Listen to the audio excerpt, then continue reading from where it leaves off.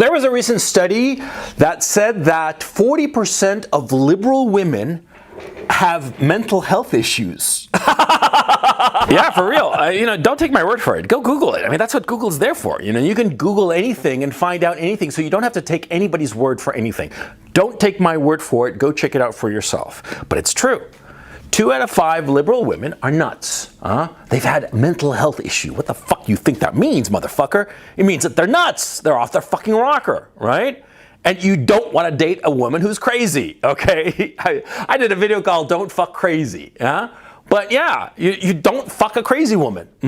Not for this issue like, she's handicapped, she's got a mental health disorder, you shouldn't have sex with her. No.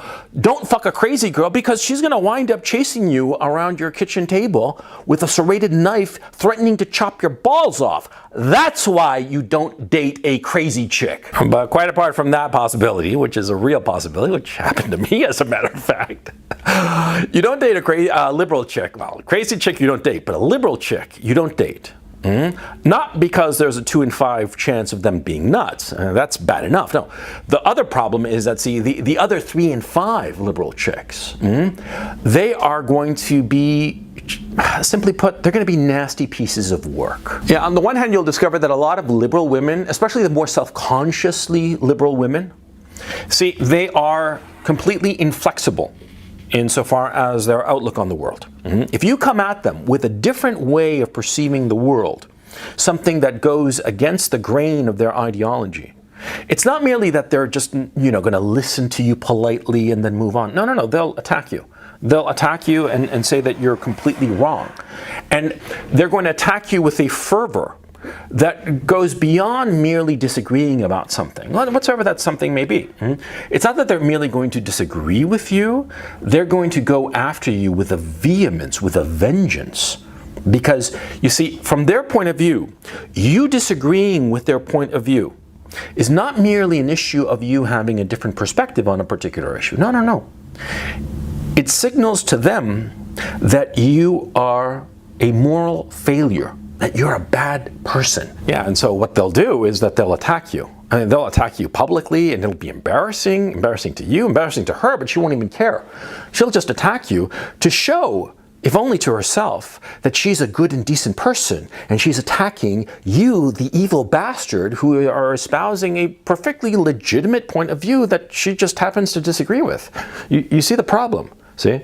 It's not virtue signaling. People discount it as mere virtue signaling, but it's much more than that. See?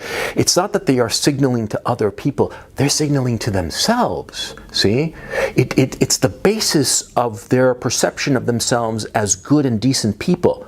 They have to attack you if you have a different point of view. They have to, and they will. Now, of course, this kind of disagreement, it's not going to come off in the first conversation, or even the first few conversations. It'll take a while. Okay? And it could be that she finds you extremely attractive for whatever reason, and so she sort of like hides or submerges her moral vitriol insofar as one or particular issue. I've done videos where I've said how, MILFs,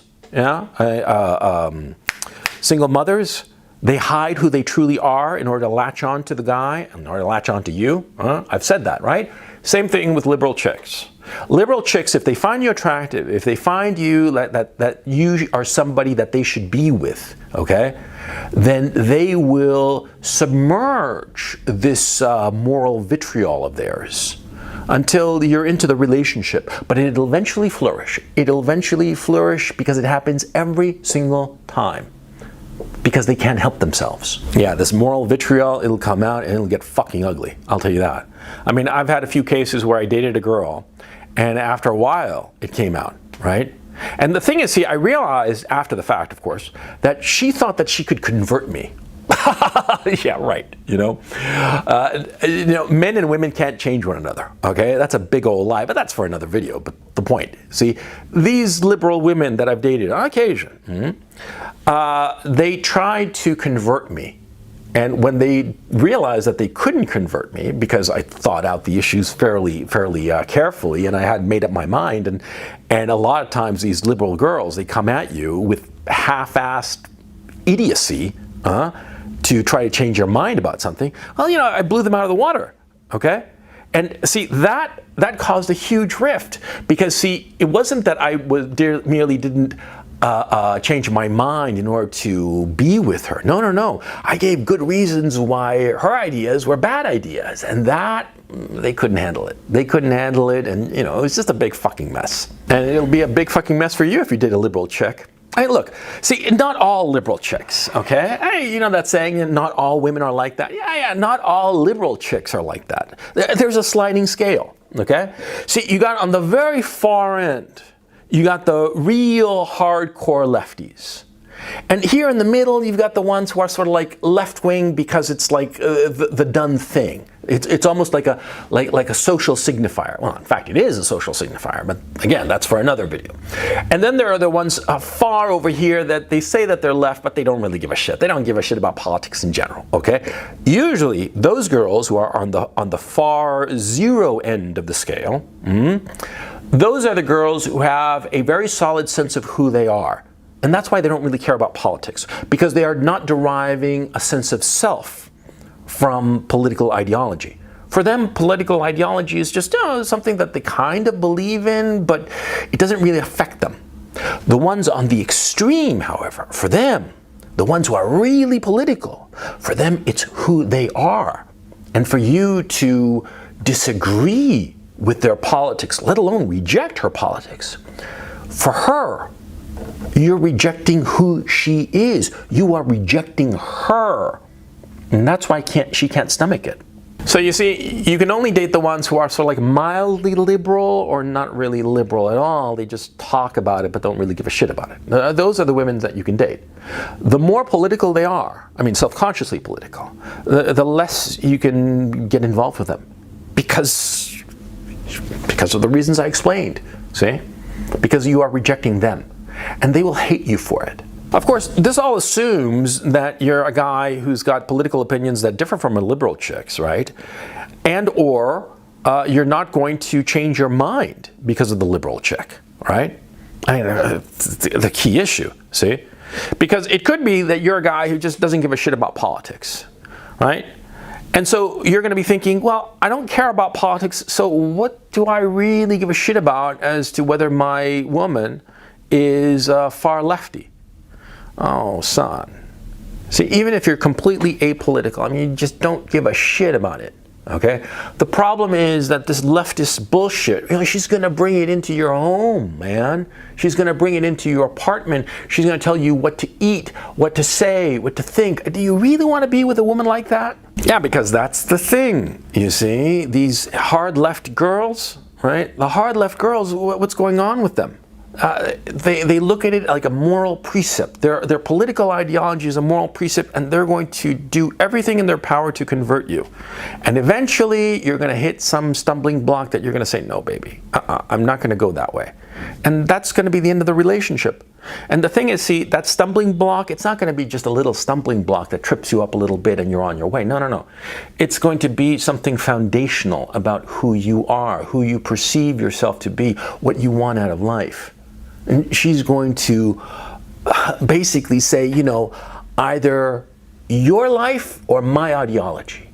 That's what she's going to tell you. Understand, this all comes from insecurity. I mean, these women are incredibly insecure about who they are as people. You got to understand that. See? I mean, it's not personal. It's not about you, man. It's about them. It's about them and how they are so insecure about their personality and what they believe and what they think, who they really are. They are so blind to who they are that they latch on to this ideology. And they latch on to it, and it just causes trouble. Causes trouble for you. So understand the situation. I mean, look, it's not an issue of like shitting on them and saying, oh, these liberal bitches, they're all like blah, blah, blah, blah, blah. No. You have to look at them and feel sorry for them.